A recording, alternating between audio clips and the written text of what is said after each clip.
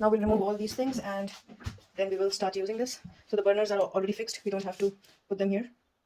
Okay, now let's open this, the oven, and you can have a look at the coating here, which is ceramic coating again.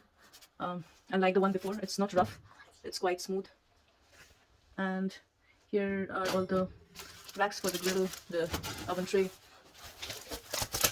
this is how the glass is. Again, this can be removed if you want to remove the whole thing for cleaning, so this can be removed. Now this is GLEMGAS, as you know, and it's full safety, automatic safety gas cut off, and it is made in Italy. There are some warnings here. So this one is a handmade cooker, which it takes more time to manufacture, but then they have good options for safety, and this is a professional version of GLEMGAS cookers.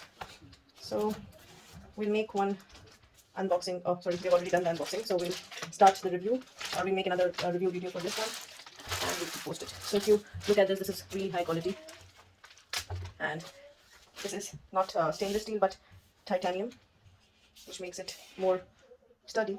And if you try sticking a magnet to it, you cannot, because this is like, again, the oven door is hydraulic, so you don't have to put any extra effort in closing it or opening it.